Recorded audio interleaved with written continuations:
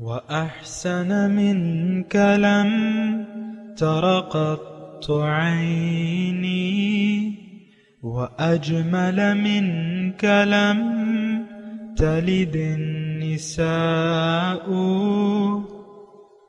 خلقت مبرأ من كل عيب، خلقت مبرأ من كل عيب، كأنك قد خلقت كما تشاء. كتاب أنزلناه إليك مبارك ليدبروا آياته وليتذكر أولو الألباب. یہ کتاب برکت والی ہے جسے ہم نے آپ کی طرف نازل فرمایا ہے تاکہ دانش مند لوگ اس کی آیتوں میں غور و فکر کریں اور نصیحت حاصل کریں۔ استغفر اللہ الذی لا الہ الا هو الحی القیوم واتوب الیہ۔ اللہم صلی علی سیدنا محمد وعلی آل سیدنا محمد بعدد کل ذرۃ مئۃ الف الف مرۃ۔ سامعین و ناظرین کرام، السلام علیکم ورحمۃ اللہ وبرکاتہ۔ سامعین کرام، سورہ یونس آیت نمبر 106 اور 107 کا مطالعہ آج کریں گے۔ آج کے موضوعات میں سے پہلا موضوع، کیا اللہ تعالیٰ کے سوا کوئی ہستی ہمیں نفع یا نقصان پہنچا سکتی ہے؟ دوسرا، اگر اللہ تعالیٰ کے علاوہ ہم نے کسی سے بھی نفع یا نقصان کی امید لگا لی تو ہم ظالموں میں سے ہوں گے۔ اس کے ساتھ ہی سامعین اکرام، آج کے درس کا آغاز کرتے ہیں۔ سب سے پہلے گزشتہ سبق کی دہرائی ہوگی۔ قل يا أيها الناس إن كنتم في شك من ديني فلا أعبد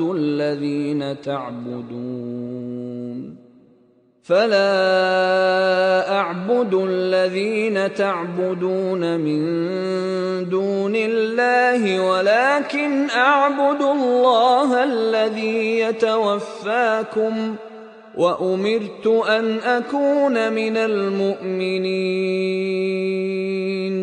فرما دیجئے، اے لوگو، اگر تم میرے دین کی حقانیت کے بارے میں ذرا بھی شک میں ہو تو سن لو کہ میں ان بتوں کی پرستش نہیں کر سکتا جن کی تم اللہ کے سوا پرستش کرتے ہو، لیکن میں تو اس اللہ کی عبادت کرتا ہوں جو تمہیں موت سے ہمکنار کرتا ہے، اور مجھے حکم دیا گیا ہے کہ میں ہمیشہ اہل ایمان میں سے رہوں۔ وَأَنْ أَقِمْ وَجْهَكَ لِلدِّينِ حَنِيفًا وَلَا تَكُونَنَّ مِنَ الْمُشْرِكِينَ۔ اور یہ کہ آپ ہر باطل سے بچ کر یکسو ہو کر اپنا رخ دین پر قائم رکھیں اور ہرگز شرک کرنے والوں میں سے نہ ہوں۔ اعوذ باللہ من الشیطان الرجیم، بسم اللہ الرحمن الرحیم۔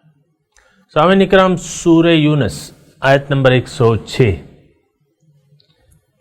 وَلَا تَدْعُوا مِن دُونِ اللَّهِ، اور تم نہ پکارنا اللہ کے سوا، ما لا ينفعک، ان ہستیوں کو جو نہ تو تمہیں نفع دے سکیں، ولا یضرک، اور نہ تمہیں نقصان پہنچا سکیں۔ فَإِن فَعَلْتَ، اگر تم نے ایسا کیا، فَإِنَّكَ إِذًا مِّنَ الظَّالِمِينَ، تو آپ ظالموں میں سے ہو جائیں گے۔ وَإِن يَمْسَسْكَ اللَّهُ بِضُرٍّ، اگر اللہ تعالیٰ آپ کو تکلیف پہنچانا چاہے، فَلَا كَاشِفَ لَهُ، تو کوئی اس تکلیف کو ہٹانے والا نہیں ہے، الا ہو، مگر وہی۔ وَإِن يُرِدْكَ بِخَيْرٍ، اور اگر وہ تمہیں کوئی فائدہ پہنچانا چاہے فلا راد لفضل، اس کے فضل کو پھیرنے والا کوئی بھی نہیں ہے. یصیب بہ من یشاء من عبادہ، وہ پہنچاتا ہے اپنے بندوں میں سے جسے چاہتا ہے. وَهُوَ الْغَفُورُ الرَّحِيمُ، اور وہ بخشنے والا مہربان ہے. سامعین اکرام، جو کل کا مضمون تھا تقریباً اسی سے ملا ہوا ہے یہ مضمون، اور بات اصل میں وہی ہے کہ اللہ ہی کو مقصود، معبود، محبوب اور مطلوب تسلیم کر کے اس کے سامنے، اس کے دین کے سامنے سر جھکا دے، اور کسی سے یعنی اللہ کے سوا کسی کی طرف رخ نہ پھیرے، اپنا رخ یکسو ہو کر اس کی طرف لگا دے. اب مسئلہ یہ ہے، آج کا جو سبق ہے وَلَا تَدْعُ مِن دُونِ اللَّهِ مَا لَا يَنفَعُكَ وَلَا يَضُرُّكَ، اور تم جو ہستیاں تمہیں اللہ کے سوا نہ نقصان پہنچا سکتی ہیں نہ نفع پہنچا سکتی ہیں، ان کا نہ پکارو. بات یہ ہے سامعین کرام، تھوڑی سی سمجھ کی کمی ہے اور کم عقلی ہے اور سمجھ کی کمی ہے، سوچ و بچار کی کمی ہے. اصل میں انسان وہیں سر جھکاتا ہے جہاں اس کو فائدہ معلوم ہوتا ہے. یہ تو ایک عام بات ہے. یعنی پیسے کے سامنے، مثال کے طور پہ پیسے کے سامنے بعض لوگوں نے سر جھکا دیا ہے، اقتدار کے سامنے سر جھکا دیا ہے، یعنی اقتدار حاصل کرنے کے لیے سر دھڑ کی بازی لگا دیتے ہیں. یہ آپ ہوتے ہیں نا الیکشن جو ہوتے ہیں، آپ دیکھیں کیا ایک دوسرے سے بڑھ کے جتن، وہ جناب پوسٹر لگوا رہا ہے آپ بھی بنواؤ، وہ یہ کر رہا ہے آپ بھی کرو، یہ ایک دوسرے سے آگے بڑھتے ہیں. تو یعنی جو چیز فائدہ پہنچاتی ہے یا جس میں طاقت ہے تو اس کے ہم زیادہ حریص ہوتے ہیں. انسان دیکھیں لالچی ہے، ٹھیک ہے میں مانتا ہوں، حریص ہے، لالچی ہے، اور یہ اس کی فطرت میں ہے. لالچ اور حرص یہ اس کی فطرت میں ہے، لیکن اس سے فائدہ اٹھانا چاہیے. اسی فطرت سے، اپنی فطرت سے فائدہ اٹھانا چاہیے. حقیقی فائدہ پہنچانے والے کو دیکھو، حقیقی نقصان پہنچانے والے کو دیکھو. نفع و نقصان کس کے اختیار میں، یہ تو سوچو نا. اللہ کے سوا تو کوئی بھی نہیں ہے. سارے خزانے کس کے پاس ہیں؟ ایک اللہ کے پاس ہے. ساری کائنات کا مالک کون ہے؟ ایک اللہ تعالیٰ کی ذات ہے. تمام خزانوں کی کنجیاں کس کے پاس ہیں؟ اللہ تعالیٰ کی. سب سے زیادہ مہربان کون ہے؟ اللہ تعالیٰ کی ذات ہے. سب سے زیادہ سخی کون ہے؟ اللہ تعالیٰ کی ذات ہے. تو اگر انسان لالچی ہے تو اس کی رال ٹپک جانی چاہیے، ذات الہی کی طرف اس کی توجہ مرکوز ہو جانی چاہیے، اور اللہ تعالیٰ کا ہر دم، یعنی ہر دم اللہ کو یاد رکھنا چاہیے.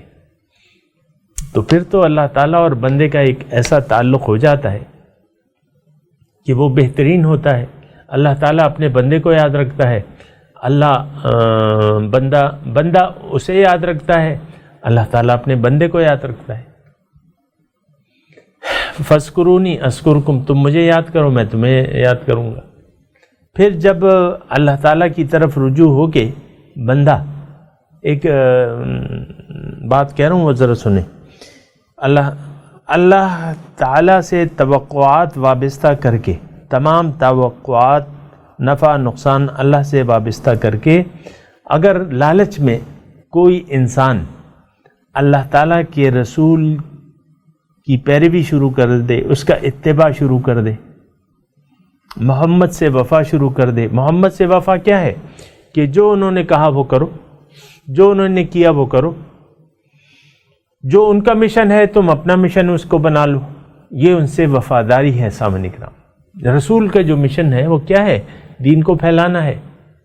آپ رسول کا اتباع شروع کر دو، رسول کے مشن کو اپنا مشن بنا لو، تو کیا ہوگا؟ اللہ کے محبوب بن جائیں گے. ہم اللہ کے محبوب بن جائیں گے. اللہ تعالیٰ ہمیں اپنا محبوب بنا لے گا. ان کنتم تحبون اللہ فاتبعونی، کہ تم دیکھو اگر اللہ کو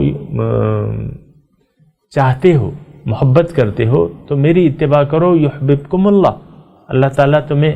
یہ اصل میں آپ کو ایک شعر سنانے والا تھا، لیکن پھر یہ آیت یاد آ گئی تو یہ آیت زیادہ اس سے بہتر ہے. بہرحال وہ شعر بھی سنا دیتا ہوں کہ کی محمد سے وفا تو نے تو ہم تیرے ہیں، یہ جہاں چیز ہے کیا لوح و قلم تیرے ہیں۔ لیکن اس سے زیادہ جو میں نے آیت سنائی ہے وہ کیا نتیجہ کیا ہوگا؟ میں تمہیں اپنا محبوب بنا لوں گا، میرے پیارے ہو جاؤ گے۔ سبحان اللہ، کہیے سبحان اللہ۔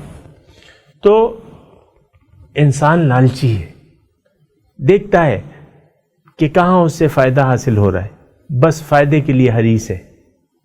آج مسجد کے لیے آپ کے پاس چندہ نہیں ہے 5,000 روپے یا 10,000 روپے، لیکن مثال کے طور پہ ایک انسان کے پاس، ایک مثال قائم کر رہا ہوں سمجھنے کے لیے، ایک انسان کے پاس 10 کروڑ روپے ہیں،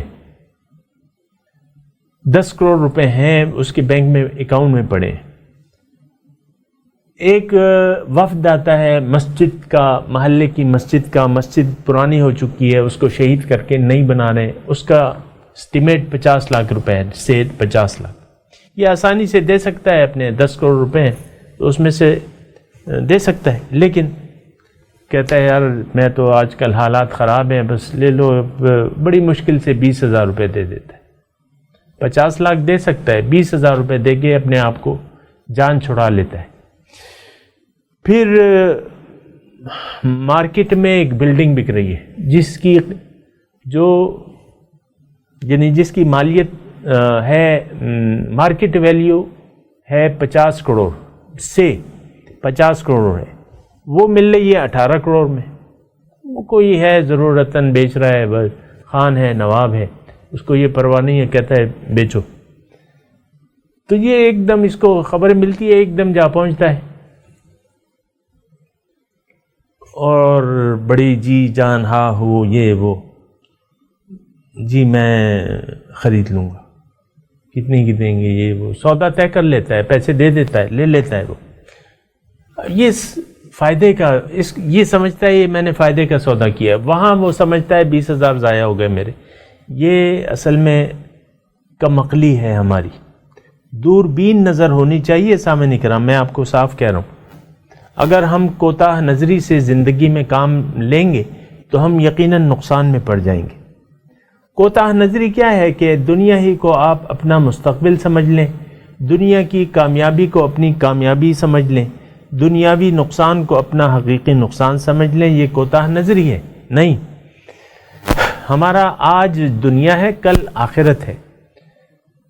اچھا، دوسری بات یہ ہے کہ اللہ تعالیٰ کی ذات تو موجود ہے، اس نے کچھ ہمارے لیے ہدایات بھجوائی ہیں، کوئی زندگی کا ہمارا کوئی مقصد ہے، پھر اس مقصد کو حاصل کرنے کا ایک طریقہ ہے، اور وہ طریقہ یہ ہے کہ ہم اللہ تعالیٰ ہی کے سامنے سر جھکا دیں، اللہ تعالیٰ کے سامنے اپنا سر جھکا دیں، اسی کی بندگی شروع کر دیں، مال اور جان کا سودا اس سے طے کر لیں اور وہ اس کے حوالے کر دیں۔ لیکن عام طور پہ یہ سودے کوئی نہیں کرتا۔ مال و جان کا سودا اگر کوئی کر بھی لے تو وہ رسمی ہوگا، جیسے کہ آج کل رسمی بیعتیں ہوتی ہیں، ہاں جی میں نے بیعت کر لی ہے۔ بہت سے لوگ ہیں بیعت کر کے پیر کو پھر پوچھتے بھی نہیں کہ تم کس باغ کی مولی ہو، تو وہ بس برائے نام بیعت ہے، برائے نام بیعت ہے، بس ایک سلسلے سے آپ جوڑ گئے، آپ لوگوں نے پوچھا کہ تم بیعت کی؟ ہاں جی بیعت کی بھی، بس اور کچھ آگے پیچھے نہیں ہے۔ تو میں یہ ایک اس آیت کی طرف توجہ کریں، وَلَا تَدْعُ مِن دُونِ اللَّهِ مَا لَا يَنْفَعُكَ وَلَا يَضُرُّكَ، تم ایسی ہستیوں کو نہ پکارو جو نہ تمہیں نفع پہنچا سکتی ہیں نہ کوئی نقصان پہنچا سکتی ہیں۔ اللہ تعالیٰ ہمیں یہ ہدایت کہتا ہے کہ بھئی تم عقل سے کام لو، کیوں ایسا کر رہے ہو؟ میرے سوا کیوں کس کی طرف دیکھ رہے ہو؟ وہ تو تمہیں نہ فائدہ پہنچا سکتی ہے نہ کوئی نقصان۔ سامعین کرام، انسان دیکھیں، ہم دنیا میں رہتے ہیں، ٹھیک ہے، جو ظاہر حالات ہیں ہمارے، اس میں کسی طرف سے تو ہمیں نقصان کا اندیشہ ہوگا، کسی طرف سے فائدے کا اندیشہ ہوگا، فائدے کی امید ہوگی۔ تو جو فائدے کی امید ہے انسان وہیں انویسٹمنٹ کرتا ہے۔ فائدے کی جو امید ہے انسان وہی کرتا ہے امید آج کل. تو بہرحال یہ ایک عام بات ہے، لیکن یہ کم عقلی کی بات ہے. عقل یہ ہے کہ انسان حقیقت کو دیکھے. حقیقی مالک و مولا اور مختار و غنی کون ہے؟ ایک اللہ تعالیٰ کی ذات ہے.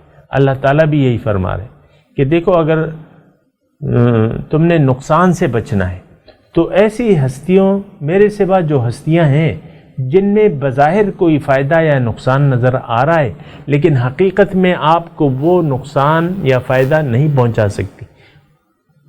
وَإِن يَمْسَسْكَ اللَّهُ، اور اگر اللہ آپ کو نقصان پہنچانا چاہے، بِدُرٍ، کوئی نقصان، فَلَا كَاشِفَ لَهُ إِلَّا هُ، یعنی اللہ تعالیٰ فرما رہا ہے کہ دیکھو اس بات پہ تمہارا یقین ہونا چاہیے. اور ہمیں معلوم بھی ہوتا ہے سامعین اکرام کہ دیکھیں نفع و نقصان، بیماری اور شفا، ایک مریض کو ڈاکٹر جواب دے دیتے ہیں کہ بھئی یہ وہ پھر بھی زندہ رہتا ہے، وہ پھر بھی صحت یاب بھی ہو جاتا ہے. بہت سی مثالیں ایسی ہیں. تو یہ بیماری کس نے رفع کر دی؟ اللہ تعالیٰ نے کی. تو نقصان اور نفع یہ ایک ہی ذات ہے، اس کی مالک جو ہے حقیقی مالک ایک ہی ذات ہے. النافع الضار، نفع پہنچانے والی ذات اور نقصان پہنچانے والی ذات ایک اللہ تعالیٰ کی ہے. ایک تو اس میں مضمون یہ ہے سامعین اکرام، اس کے بیچ میں ایک مضمون یہ ہے کہ دیکھو فائدہ، تم تو فائدے کے لیے اپنے حریص ہو، پھر فائدہ حاصل کرنے کے لیے تم غیر اللہ کی طرف متوجہ ہو جاتے ہو، پھر ناجائز حرکات کرتے ہو. مثال کے طور پہ کوئی انسان اگر مال و دولت سے طمع لگا لے کہ یہ میرے کام آئے گا اور یہ بڑے فائدے کی چیز ہے، اور پھر وہ مال و دولت حاصل کرنے کے لیے اللہ تعالیٰ کے احکامات کو وہ بھلا دے، رشوت ستانی شروع کر دے. آج کل معاشرے میں آپ کے ہے کہ نہیں ہے؟ کرپشن شروع کر دے، قومی دولت پہ آپ ڈاکہ ڈالنے لگے. اور جہاں بھی دیکھیں آج کل تو یعنی ایک عام بات ہے، جہاں جس کا بس چلتا ہے تو وہ یعنی ٹیکہ لگا دیتا ہے، چوری کر لیتا ہے، غبن کر لیتا ہے، بے ایمانی کر لیتا ہے. جہاں جس کا جی چاہے بس چلے، وہ اپنا حق کسی کو نہیں دیتا اور دوسروں کے حقوق غصب کر لیتا ہے. یہ عام ہمارے معاشرے کا ایک رویہ ہے. تو اس کی وجہ کیا ہے کہ ہم نے غیروں سے امیدیں لگا رکھی ہیں، اللہ کے سوا اور ہستیوں سے ہم نے امیدیں لگا رکھی ہیں. مثال کے طور پہ پیسہ ہے، پیسے کو حاصل کرنے کے لیے ہم ہر ناجائز کرنے کو تیار ہو جاتے ہیں. پیسے کے لیے لوگ قتل نہیں کرتے، پیسے کے لیے 10,000 روپے دے دیں کہ بھئی اس فلاں کو قتل، مثال کے طور پہ عرض کر رہا ہوں، تو کر لیں گے آپ کے لیے. آپ پیسے سے جو چاہے فائل، وہ کہتے ہیں نا وہ فائلوں پہ پہیے لگا دو تو تمہارا کام جلدی ہو جائے گا. پہیے کیا ہیں؟ پیسہ ہی ہے. ایک جائز کام، آج کل تو یہ ہوتا ہے کہ جائز کام کے لیے بھی آپ پیسے یعنی رشوت ایک ایسی چیز ہو گئی ہے کہ جائز کام کے لیے بھی رشوت مانگی جاتی ہے. ضامن اکرام اس سلسلے میں ایک مسئلہ میں بیان کر دوں. رشوت چونکہ عام ہے، ایک تو رشوت دینا لینا دونوں حرام ہے، لیکن اس کی گنجائش ہے، رشوت دینے کی گنجائش ہے. کب؟ جب آپ کا ایک جائز کام، ایک جائز حق آپ کو نہیں دیا جا رہا، تو وہ حاصل کرنے کے لیے آپ مجبوراً رشوت دے سکتے ہیں، حلال سمجھتے ہوئے نہیں، حرام سمجھتے ہوئے، لیکن اللہ تعالیٰ کے ہاں آپ کی پکڑ اس پر نہیں ہوگی. آپ کا اپنا حق ہے، لیکن رواج ایسا بن گیا ہے کہ اس کے بعد بہت سے ایسے کام ہیں. آپ زمین کا انتقال کروا رہے ہیں، پٹواری کہتا ہے بھئی پیسے لاؤ، بغیر اس کے تو میں تمہارا کام نہیں کروں. مختلف طریقوں سے، آج کل تو کمپیوٹرائز بھی ہو گیا ہے، لیکن پھر بھی تنگ کرتے رہتے ہیں. ایک جگہ جاؤ، ادھر جاؤ، ادھر جاؤ، پیسے آخر آپ پیسے دے کے اپنا کام کروا لیتے ہیں. تو وہ رشوت دینی اس وقت آپ اللہ کے یہاں آپ کی پکڑ نہیں ہوگی جب آپ کا اپنا حق یعنی حق وصول کرنے کے لیے آپ کسی کو پیسے دیں تو وہ حرام ہے اس وقت بھی، لیکن یہ ہے کہ وہ پکڑ سے آپ محفوظ رہیں گے۔ تو بہرحال یہ معاشرے کی میں بات کر رہا تھا، اللہ تعالیٰ یہاں فرماتا ہے کہ وَإِن يَمْسَسْكَ اللَّهُ بِضُرٍّ، دیکھو اللہ اگر چاہے تمہیں نقصان پہنچانا، فَلَا كَاشِفَ لَهُ إِلَّا هُوَ، اس نقصان سے تمہیں کوئی نہیں بچا سکتا۔ یہ تو ایک عقیدہ ہے، اگر ہمارا یہ عقیدہ بن گیا سامعین کرام تو ہمارے کام درست ہو جائیں گے کہ تمام خیر و شر کا مالک جو ہے وہ ذات باری تعالی ہے، اور پھر مطلب یہ ہے کہ کچھ افسوس نہیں ہوگا۔ نقصان اگر ہو بھی گیا تو یہ اللہ تعالیٰ نے لکھا ہوگا، بس ٹھیک ہے۔ فائدہ آ گیا تو اس پہ پھولنے کی ضرورت نہیں ہے۔ یعنی دنیا تو سامعین کرام بات یہ ہے کہ یہ کوئی خوشی یا غم کی چیز ہے ہی نہیں۔ اصل جو خوشی یا غم کی چیز ہے وہ رب کی خوشنودی ہے۔ آپ یہ دیکھیں کہ میں جو زندگی گزار رہا ہوں اس سے میرا رب خوش ہے کہ ناخوش ہے، راضی ہے کہ ناراض ہے۔ تو یہ چیز جو ہے پھر اللہ تعالیٰ کا فضل اور اس کی رحمت اگر آپ پہ ہو جائے، اس کا کیا مطلب ہے؟ آپ کو نیک اعمال کی توفیق ملنے لگے، آپ کو سیدھے راستے کی طرف اللہ تعالیٰ اگر ہدایت دے دے اور اچھی باتیں سننے کا اللہ تعالیٰ اگر موقع آپ کو دے دے، پھر نیکی جو ہے آپ کے لیے آسان لگے، تو یہ اللہ تعالیٰ کا فضل ہے، اس کی رحمت ہے، اس پہ خوش ہونا چاہیے، اس پہ خوش ہونا چاہیے۔ تو وہ آیت ہم پڑھ رہے تھے، یصیب بہ من یشاء من عبادہ، اللہ تعالیٰ پہنچاتا ہے یہ جس کو چاہے اپنے بندوں سے، یعنی دونوں چیزیں ہیں۔ یصیب بہ، یہی ضمیر اگر خیر کی طرف ہے تو بھی اللہ تعالیٰ وہ خیر پہنچاتا ہے جسے چاہتا ہے، اور نقصان بھی اللہ تعالیٰ جسے چاہتا ہے، یہ تو اس کی مرضی ہوتی ہے، کیونکہ وہ ذات ہے، جو وہ کرے اس سے کوئی پوچھ تو نہیں سکتا۔ تو یصیب بہ من یشاء من عبادہ، اللہ تعالیٰ اپنے بندوں سے جسے چاہتا ہے وہ پہنچاتا ہے۔ وَهُوَ الْغَفُورُ الرَّحِيمُ، دوسرے وہ بخشنے والا مہربان ہے، یعنی اللہ تعالیٰ کی ذات جو ہے وہ بخشنے والی ہے، مہربان ہے۔ اس میں سامعین کرام یہ بھی اللہ تعالیٰ یعنی شفقت کے الفاظ ہیں کہ اے انسان، تم نے اگر مجھے اپنا مطلوب و مقصود و محبوب مان لیا اور میرے راستے پر چل پڑے اور تم کوشش کرنے لگے، جاہدوا فینا، میرے راستے میں کوشش کرنے لگے، اور اس دوران اگر تم سے کوئی غلطی ہو جاتی ہے، تمہارا پاؤں پھسل جاتا ہے، کوئی موقع ایسا آتا ہے، کوئی گناہ سرزد ہو جاتا ہے، تم معافی مانگ لو مجھ سے۔ بخشش کا دروازہ کھلا ہوا ہے، دنیا میں جتنا بھی وقت ہے سامعین اکرام، بخشش کا دروازہ کھلا ہے، تم مجھ سے معافی مانگ لو، میں معاف کر دوں گا، اس کی اصلاح کر لو۔ کسی پہ اگر تم نے ظلم کیا ہے تو اس کے ظلم کا مداوع کر دو، اس سے معافی مانگ لو، اس کو اس کا حق دے دو، میں بخش دوں گا تمہیں۔ الغفور، بہت بخشنے والا ہے، الرحیم، مہربان ہے۔ تو یعنی مایوسی کی ضرورت نہیں ہے۔ ایک آیت اور پڑھ لیتے ہیں، قل یا ایھا الناس، اے لوگو، قد جاءکم الحق من ربکم، یہ میرے خیال سے مکمل نہیں ہو سکے گی، تو ایسا کرتے ہیں کہ یہ آج کے سبق کی میں تلاوت کرتا ہوں، آپ دہرائیے۔ اعوذ باللہ من الشیطان الرجیم، بسم اللہ الرحمن الرحیم۔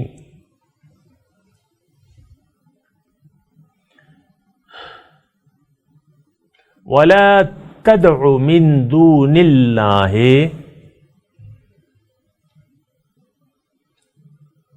ما لا ينفعك ولا يضرك فإن فعلت فإنك إذا من الظالمين۔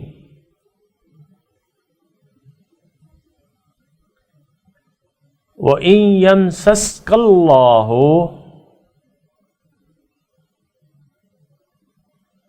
بِضُرٍّ فَلَا كَاشِفَ لَهُ إِلَّا هُوَ وَإِن يُرِدْكَ بِخَيْرٍ فَلَا رَادَّ لِفَضْلِهِ يُصِيبُ بِهِ مَن يَشَاءُ مِنْ عِبَادِهِ وَهُوَ الْغَفُورُ الرَّحِيمُ۔ سامعین کرام، اب ترجمہ سنا دیں۔ وَلَا تَدْعُ،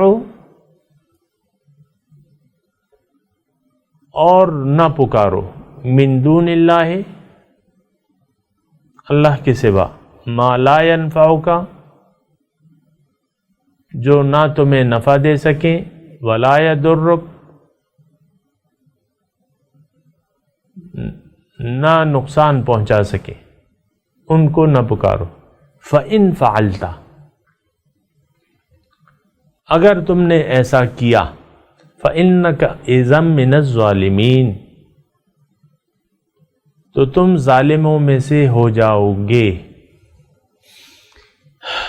ظالم، سامعین کرام، ظلم انسان اپنے اوپر کرتا ہے، اور اس کا اثرات، اگر وہ ظلم کرے تو ظاہر ہے کہ اس کو خود ہی نقصان پہنچے گا۔